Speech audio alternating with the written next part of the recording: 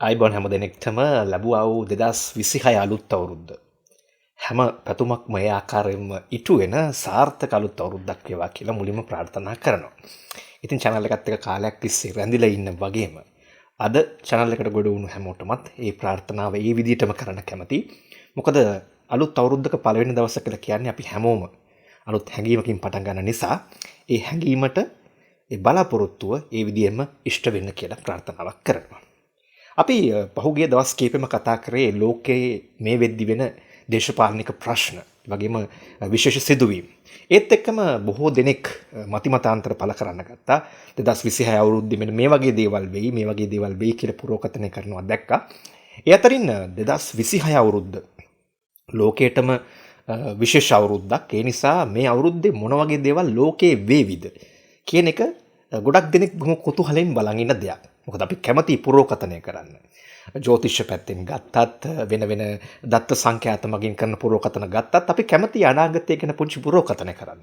මේ සමහර පුරෝකථන අපි කරනවා අපේ අර පුරෝකථන කිරීමේ හැකියාව වර්ධනය කරගන්න. තවත් සමහර වෙලාවට මේ පුරෝකථනය කරනවා පොඩ්ඩක් අර චැලෙන්ජ් එකට ගෙස් කරන්න. මෙන්න මේක මේ විදිහට වේවි. ඒක ඒ විදිහට වුණොත් එහෙම ඒ පුරෝකථනය කරපු කෙනා සතුටු වෙනවා. උන් නැත්තම් මොකුත් නෑ. සමහර වෙලාවට බෙට් කරන අවස්ථාවක් තියෙනවනේ මේ පුරෝකථන වලට. ඉතින් ඒ වගේ දෙයක් තමයි තියෙන්නේ. ඉතින් පුරෝකථන ගත්තට පස්සේ දැන් අපි අද බලාපොරොත්තු වෙන්නේ ලෝකයේ විශ්ව 2026 අවුරුද්දේ ලෝකයේ සම්බන්ධයෙන් කරන පුරෝකථන කිහිපයක් කරන්න. පුරෝකථන 11ක් තියෙනවා. මම මේ තියෙන පහුගිය දවස්වල අන්තර්ජාල සහ වෙබ් අඩවි සහ විවිධ විශේෂඥයෝ කතා කරපු වැඩසටහන් ආකාරයෙන් ගත්තම ලෝකයේ විවිධ ක්ෂේත්‍රවල දේශපාලනය ගත්තත්, ආර්ථිකය ගත්තත්, ක්‍රීඩාව, කලාව, තාක්ෂණය, සෞඛ්‍ය මේ වගේ පැති නියෝජනය කරන පුරෝකථන 11ක්. 2026 අවුරුද්දේ වේවි කියලා විශ්වාස කරන පුරෝකථන 11ක් ඔබට ඉදිරිපත් කරන්න බලාපොරොත්තු වෙන්නේ. මේක ඉවර වෙනකන් බලාගෙන ඉන්න. මොකද මේ පුරෝකථන වලින් ඔබට වැදගත් දේවල් තියෙන්න පුළුවන්. සමහර විට ජීවිතේට වැදගත් දේවල් වෙන්න පුළුවන්. සමහර විට ඔබ මේ වගේ දේවල් වේවි කියලා අනුමාන කර කර ඉන්න දේවල් වෙන්නත් පුළුවන්. ඒ නිසා මේක වැදගත් වේවි. ඒ නිසා ඔබට ආරාධනා කරනවා ඉවර වෙනකන් බලාගෙන ඉන්න කියලා. ඒ වගේම මගේ channel එක තාමත් subscribe කරලා නැත්නම් අලුත් අවුරුද්දේ හාහපුරා කියලා channel එක subscribe කරලා එකතු වෙන්න කියලා ඉල්ලීමක් කරනවා. අපි බලමු පළවෙනි පුරෝකථනය මොකක්ද කියලා. මේක ආර්ථිකය පැත්තෙන් එන පුරෝකථනයක්. මොකද ආර්ථිකය කියලා කියන්නේ ලෝකයේ විශේෂයෙන්ම ග්‍රීසියේ එක්ක යුරෝපයේ වෙච්ච ආර්ථික කඩාවැටීම 2000 මේ අලුත් ශතකයේ මුල් වකවානුවේදී වෙච්ච ආර්ථික කඩාවැටීමත් එක්ක ලෝකයේ ආර්ථිකය සම්බන්ධයෙන් කරන පුරෝකථන වලට කරන අනුමාන වලට වැඩි ඉඩක් වැඩි අවධානයක් ලැබෙන කාලයක්. ඒ නිසා 2026 අවුරුද්දේ ලෝක ආර්ථිකයේ මොන වගේ වෙනස් වීම් වේවිද කියලා මේ පුරෝකථන ඇතුළේ තියෙනවා. පළවෙනි එක වෙන්නේ ලෝකයේ මේක ආර්ථිකයේ පැත්තට වගේම තාක්ෂණයට සම්බන්ධ එකක්. ලෝකයේ ප්‍රධාන සමාගම්, ඒ කියන්නේ මහා පරිමාණ සමාගම්, බහුජාතික සමාගම් වෙන්න පුළුවන්. ලෝකයේ තියෙන ප්‍රධාන පෙළේ සමාගම් වලින් 80%ක්ම AI තාක්ෂණය, කියන්නේ කෘත්‍රිම බුද්ධිය පාවිච්චි කරලා තමන්ගේ කටයුතු කරන්න පෙළඹෙයි කියලා මේ අවුරුද්දේ විශ්ලේෂණය කරනවා. මේ වෙද්දී තියෙන සාමාන්‍ය 50කටත් අඩු ප්‍රමාණයක්.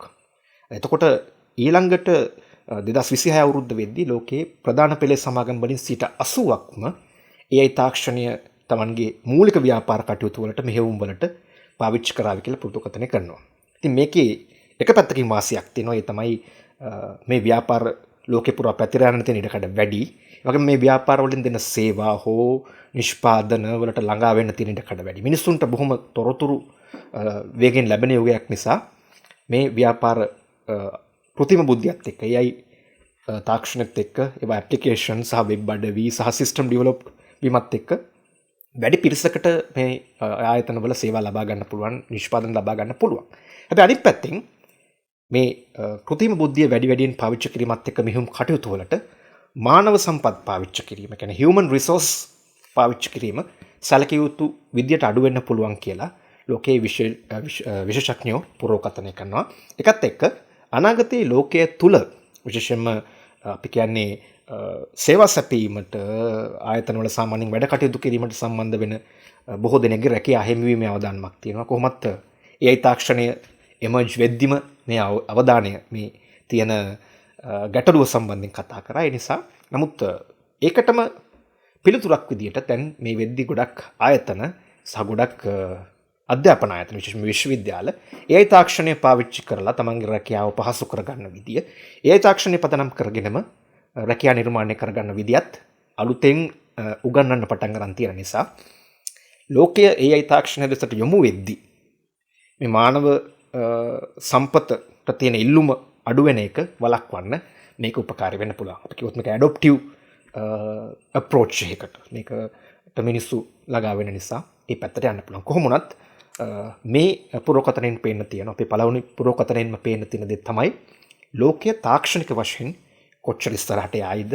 ඒක ඇතුලේ දැන් අවුරුදු 1කමාරකට විතර කලින් තමයි chat GPT මුලින්ම ලෝකේ ප්‍රචලිත වුණේ. අවුරුදු 1කමාරක් දෙකක් ඇතුළත AI ටෙක්නොලොජි එක කොච්චර මිනිස්සු අතරට ගිහිල්ලා තියෙනවද? කොච්චර ඇප්ලිකේෂන්ස් සිස්ටම්ස් ඩිවලොප් වෙලා තියෙනවද? ඒ නිසා මේක ව්‍යාපාර ශාස්ත්‍රය බොහොම ලොකුවට බාරගනි. ඒ නිසා ලබන අවුරුද්ද වෙද්දී ලෝකේ මහා පරිමාණ ව්‍යාපාර බොහොමයක් AI තාක්ෂණය සන්නද්ධ වෙවි කියලා ගාට්නර් රිසර්ච් ආයතනය ප්‍රකාශ කරනවා. ඒක තමයි අපේ පළවෙනි පුරෝකතනය.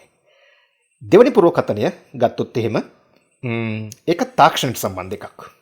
තාක්ෂණයට විතරක් නෙමෙයි මේකත් අර කලින් වගේම තාක්ෂණය සහ ආර්ථිකයට බලපාන එකක්, විශේෂයෙන්ම මේක ඉන්දියාව ගැන.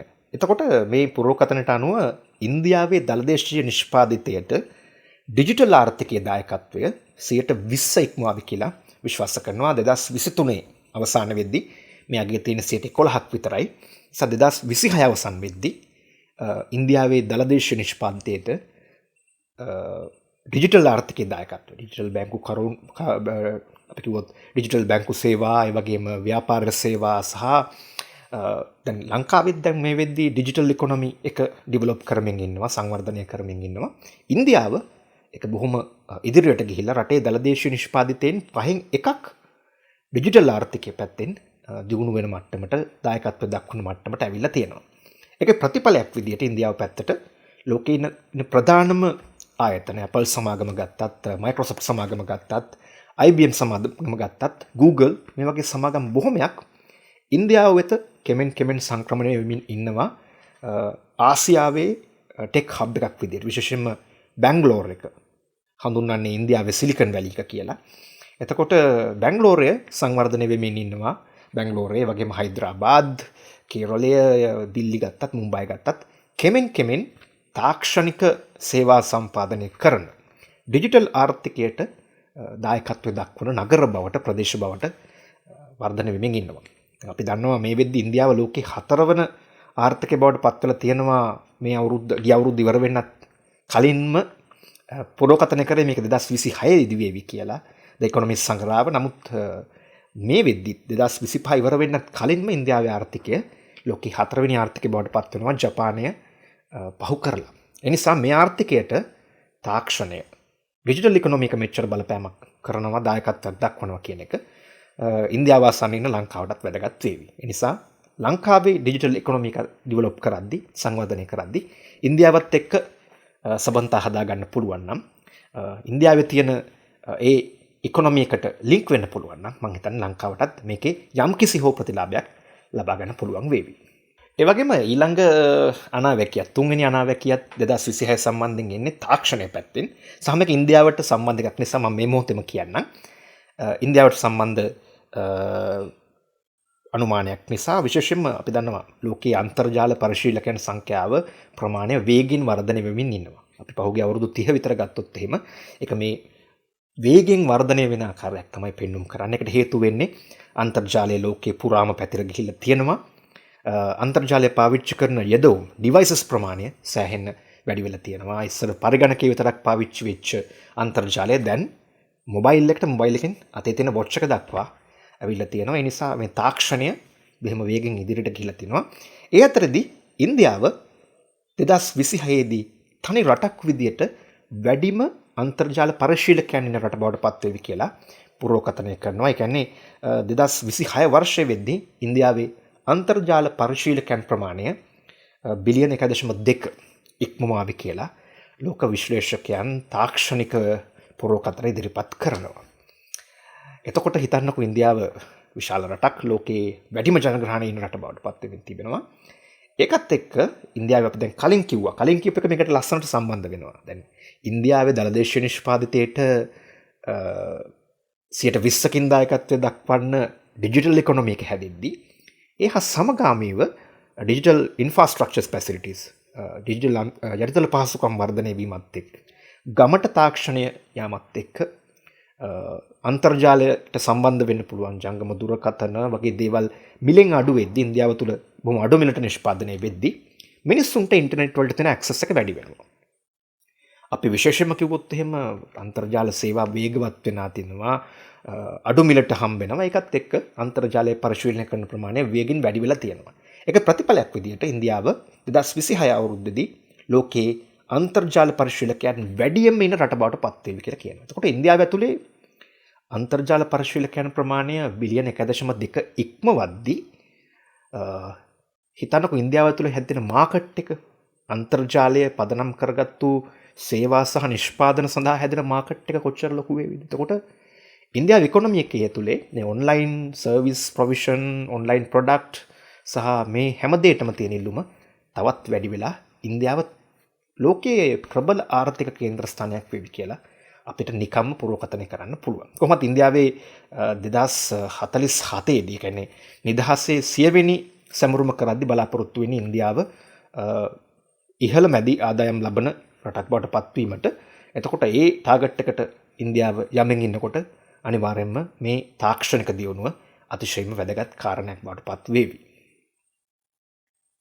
අපි ඊළඟ පුරෝකථනය අපි බලමු. දැන් අපි ආර්ථිකය ගැන කතා කරා, තාක්ෂණය ගැන කතා කරා. අපි ඊළඟට බැලුවොත් එහෙම ආර්ථිකය ගැන තව එකක් තියෙනවා. මේකත් වැදගත්. මොකද ඉන්දියාව ගැන කතා කරද්දී චීනය ගැන අපිට කතා කරන්න නොකර ඉන්න බෑ. මොකද චීන ආර්ථිකය කියලා කියන්නේ ලෝකේ ප්‍රබල ආර්ථිකයක්. ලෝකේ මාකට් එක දැන් චීනය අතටපත් වෙමින් තියෙන්නේ. ඒ සම්බන්ධයෙන් පුරෝකථනයක් තමයි මේ 4 වෙනි පුරෝකථනය. චීන සන්නාමයන් චීනයේ නිෂ්පාදන එවන නිෂ්පාදන වල බ්‍රෑන්ඩ්ස් සන්නාමයන් දැන් TikTok සහ BYD කියන සන්නාම දෙක ලෝකේ පුරා පැතිරලා ගිහිල්ලා තියෙනවා. ඒ වගේම චීනයේ තවත් සන්නාම ගණනාවක් 2026 අවුරුද්දේ ලෝකේ පුරා පැතිරලා ගිහිල්ලා ලෝකේ රටවල් ගණනාවකම වෙළඳපොළ ආධිපත්‍ය පතුරාවි කියලා විශ්වාස කරනවා. මේ වෙද්දිත් සන්නාම කීපයක් ලෝකෙට ගිහිල්ලා තිනවා. ඒත් එක්කම ඒ සන්නාමත් එක්කම සමාගම් ඒ රටවල් වල තමන්ගේ වෙළඳපොළ ආධිපත්‍ය නිර්මාණය කරගනිමින් ඉන්නවා.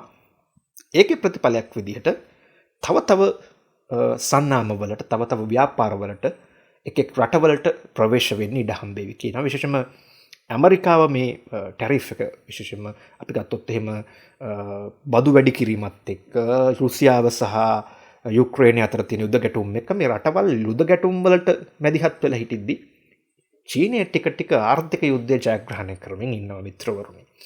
චීනය භූගෝලීය වශයෙන් Taman යුද්ධ ගැටුම් වලට ඍජුව පෙළඹෙන්නේ නැතුව ඉන්නවා වගේම බොහොම හෙමින් සීරුවේ තමන්ගේ ආර්ථික පද්ධතිය ශක්තිමත් කරමින් ඉන්නවා. ඒ නිසා ලෝක ආර්ථික ආධිපත්‍ය 2027 වෙද්දී චීනය සතු වෙවි කියලා තමයි ඇමරිකානු ආධිපත්‍ය බිඳ වැටිලා 2027 වෙද්දී ලෝකේ ව්‍යාපාර ආධිපත්‍ය වෙළඳපොළ ආධිපත්‍ය චීනය අතට යාවි කියලා තමයි විශ්වාස කරන්නේ. ඉතින් චීන මහා පෞර ආර්ථික පැත්තෙන් මේ විදිහට ශක්තිමත් වෙද්දී චීනය දේශපාලනික වශයෙන් උත් ඉදිරියට එන එක ශක්තිමත් වෙන එක වළක්වන්න බෑ. ඒක තමයි අපේ 4 වෙනි පුරෝකථනය.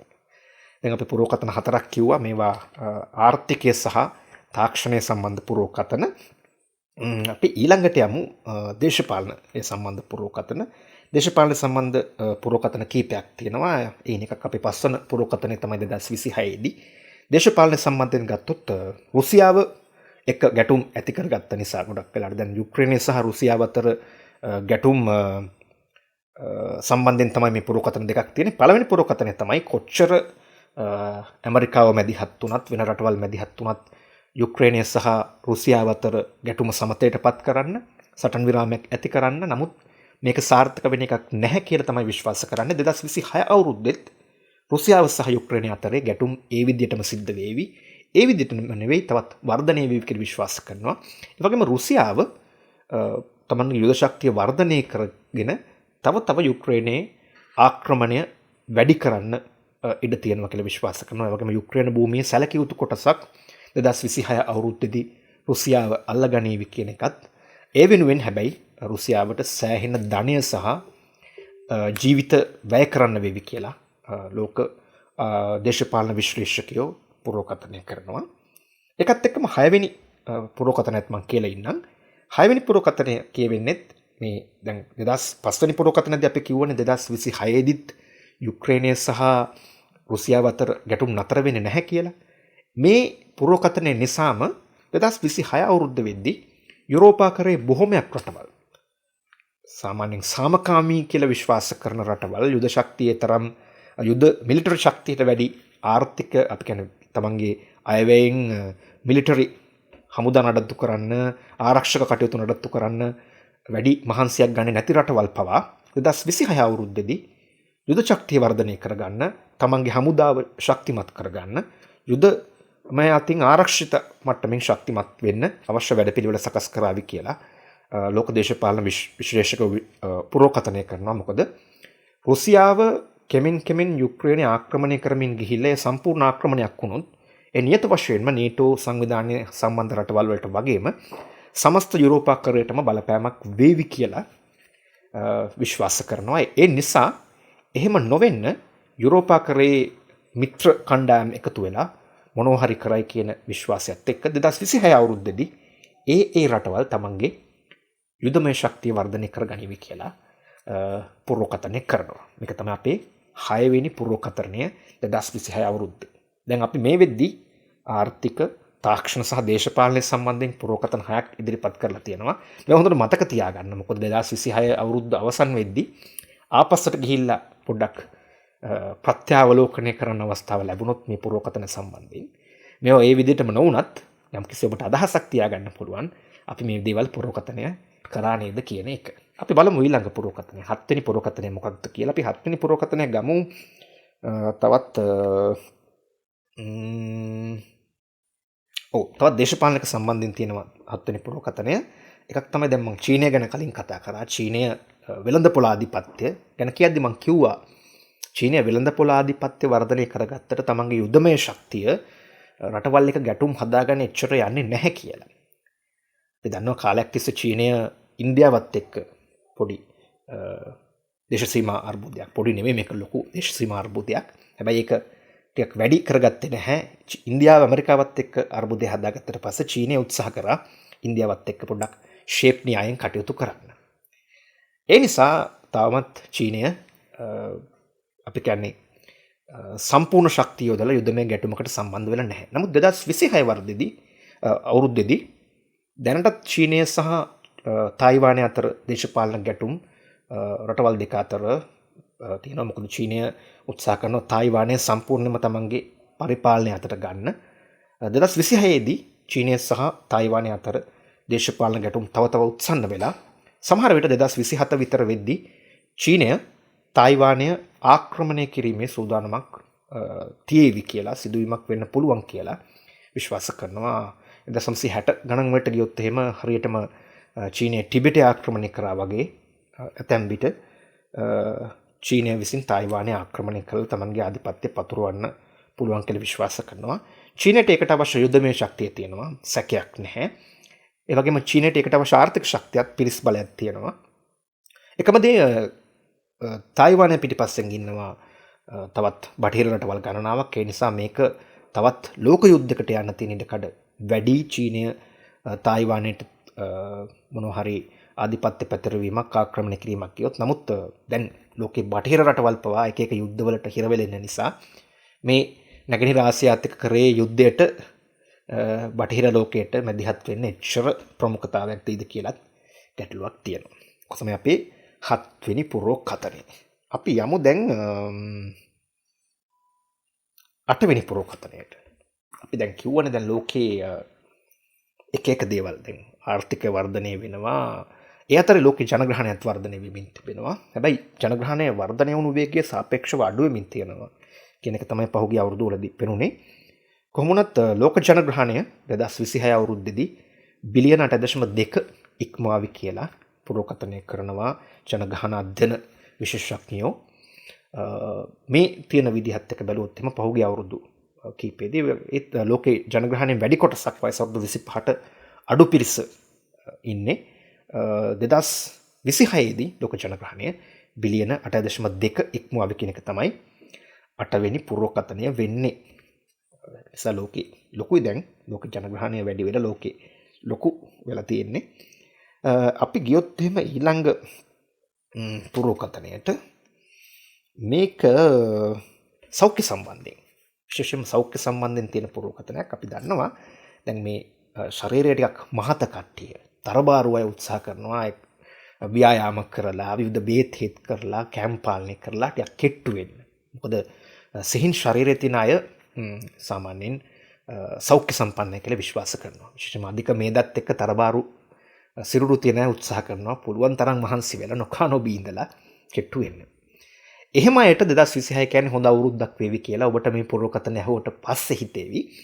මොකද ලෝකය සම්බන්ධයෙන් විශේෂයෙන්ම වෛද්‍ය ශාස්ත්‍රයේ පර්යේෂණය කරන පුද්ගලයෝ අනුමාන කරනවා 2026 අවුරුද්දේදී මේ ශරීරය කෙට්ටු කරගන්න, ස්ලිම් කරගන්න තරබාරු ශරීර තියෙන අයට ඉතා හොඳ බෙහෙත් සහ අපි කිව්වොත් එන්නත් හඳුන්වා දෙන්න සූදානමක් තියෙනවා කියන එක මේ වෙද්දි තියෙනවා නැත්තේ නැහැ. නමුත් ඉතා දියුණු තාක්ෂණයක් යටතේ කරපු ඉතා සාර්ථක ප්‍රතිඵල තියෙන අඩු මිලට ඇඟ කෙට්ටු කරගන්න සමේද දහනය කරගන්න අවශ්‍ය බෙහෙත් වර්ග අඩු මිලට වෙළඳ පොළේදී ගන්න පුළුවන් වෙයි කියලා විශ්වාස කරන 2026 දී. මේ වෙද්දි තියෙන ඒවා ඉතා මිල අධිකයි. ඒ වගේම ඒවට විවිධ අපි කියන්නේ මොනවාද සයිඩ් ඉෆෙක්ට්ස් එන ඉඩකඩ වැඩි. ඒ නිසා නමුත් මේ අලුතෙන් නිපදවමින් ඉන්න පර්යේෂණය කරමින් ඉන්න ඇඟ කෙට්ටු කරන තරබාරු බව අඩු කරන මේද දහනය කරන බෙහෙත් වර්ග වඩා හොඳ තාක්ෂණයක් තියෙන වඩා හොඳ ප්‍රතිඵලදායක බෙහෙත් වර්ග කියලා විශ්වාස කරනවා. ඒ නිසා 2026 අවුරුද්දේදී මේ බෙහෙත් ඔබට ගන්න පුළුවන් වෙයි කියලා. ඒ නිසා මතක තියාගන්න ශරීරය කෙට්ටු කරගන්න ආසාවෙන් ඉන්න අයට මේක හොඳ ප්‍රවෘත්තියක් වේවි. ඒක තමයි අපේ 9 වෙනි පුරෝකථනය. අපි යමු ඊළඟ පුරෝකථනයට. ඊළඟ පුරෝකථනය ක්‍රීඩාව සම්බන්ධයෙන්. අපි දන්නවා 2026 අවුරුද්දේ එක පැත්තකින් ක්‍රිකට් ක්‍රීඩාවට ආදරය කරන පිරිසට එනවා 2020 ලෝක කුසලානය 2026 දී පැවැත්වෙන නිමිත්තයි. ගොඩක් දුරට අනුමාන කරනවා 2026 2020 ලෝක කුසලානය ඉන්දියාව ජයග්‍රහණය කරાવી කියන එක. ඒක සාමාන්‍ය පුරෝකථනයක්. මොකද ඉන්දියාව මේ වෙද්දී ක්‍රිකට් ක්‍රීඩාවේ ඉන්න ඉදිරි ගාමීභාවය සහ උන් තාක්ෂණය සහ ක්‍රිකට් ක්‍රීඩාවේ වෙනුවෙන් කරන කැපවීම ආයෝජන ඉහළ නිසා ඉන්දියාව මේ ලෝක කුසලානය ජයග්‍රහණය කරાવી කියලා විශ්වාස කරනවා. ඒ වගේම තමයි 2026 ක්‍රිකට් වලටත් එහා ගියපු ලෝකේම උමතුවක් වෙන ෆිෆා ලෝක කුසලානය පැවැත්වෙන නිමිති වෙනවා ඇමරිකා එක්සත් ජනපදය, මෙක්සිකෝව සහ කැනඩාව පදනම් කරගෙන 2026 දී පැවැත්වෙන්නේ. ඉතින් මේ 2026 ෆිෆා ලෝක කුසලානය ජයග්‍රහණය කරන රට කවුරු වේවිද කියලා පුරෝකථනය කරනවා. බොහෝ දෙනෙක් පුරෝකථනය කරලා තියෙන්නේ. විශේෂයෙන්ම ක්‍රීඩාව සම්බන්ධයෙන් විශේෂඥයන් පුරෝකථනය කරන්නේ 2024 යුරෝපා පාපන්දු කුසලානය හිමි කරගත්තෝ ස්පාඤ්ඤය බොහෝ දුරට 2026 පාපන්දු ලෝක කුසලානය උරුම කරගනීවි කියලා. මිට කලින් ලෝක කුසලානය හිමි කරගත්තේ ආජන්ටිනාව. මතක ඇතිනේ මෙසිගේ දක්ෂතාවත් එක්ක ආජන්ටිනාව හමුවේ ප්‍රංශය පරාජයටපත් වුණා. ඉතින් තියුණු තරගයකට පස්සේ. නමුත් මෙවර බොහෝ විට ස්පාඤ්ඤය ජයග්‍රහණය කරයි කියලා විශ්වාස කරනවා. නමුත් ක්‍රීඩාව කියන්නේ අතිශය අවිනිශ්චිතයි. මේක පුරෝකථනයක් විතරයි. සමහර විට ජයග්‍රාහකයෝ වෙනස් වෙන්නත් පුළුවන්. 2020 ලෝක කුසලානෙත් ඒක වෙන්න පුළුවන්. දැන් අපි පුරෝකථන 10ක් කියලා ඉවරයි. විශේෂයෙන්ම තාක්ෂණය, දේශපාලනය, ආර්ථිකය ගැන ඒ වගේම ගත්තොත් එහෙම ක්‍රීඩාව සෞඛ්‍ය සම්බන්ධයෙන් අපි පුරෝකථන 10ක් කියලා ඉවරයි. මතක ඇති පොඩ්ඩක් ලිස්ට් අවුට් කරගන්න. මේ අන්තිම පුරෝකථනය මේක එන්නේ කලාව පැත්තෙන්. කලාව පැත්තෙන් කොට පොඩි ඕපදූපයක් මේක. දන්නවා ටේලර් ස්විෆ්ට් ලෝකේ ප්‍රකට ජනප්‍රියම ගායිකාව. වැඩිම ආකර්ෂණයක් දිනාගත්ත වැඩිම ආදායමක් උපයන ගායිකාව කිව්වට වරදක් නෑ ටේලර් ස්විෆ්ට්. මොකද ටේලර් ස්විෆ්ට්ගේ ප්‍රසංගයකට සහභාගී වෙන ජන සංඛ්‍යාව ඉතා ඉහළයි. ඒ නිසා ඒගේ ජනප්‍රියත්වය වගේම ආදායම කොතරම් ඉහළද කියලා ඔබට හිතා ගන්න පුළුවන්. කොහොම වුණත් ටේලර් ස්විෆ්ට් මෑතකදී බොහොම ආදර සම්බන්ධතාවක් ඇති කරගත්තා ඇමරිකන් ෆුට්බෝල් ක්‍රීඩකෙක් වන ට්‍රෙවිස් කෙල්ස්ගේ එක්ක. මේ දෙන්නගේ විවාහය බොහෝ දුරට 2026 අවුරුද්දේදී පැවැත්වෙන්න නියමිත වෙනවා.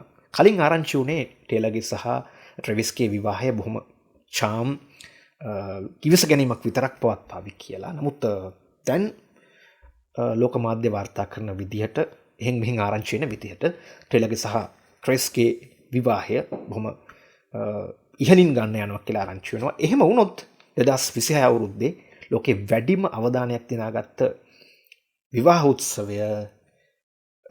උත්සවය ඉවෙන්ට් එක සමහර විට ටේලර්ගේ සහ ට්‍රෙවිස්ගේ විවාහය වෙන්න ඉඩ තියෙනවා කියලා ලෝක කලාව පැත්තෙන් පුරෝකථනය කරනවා.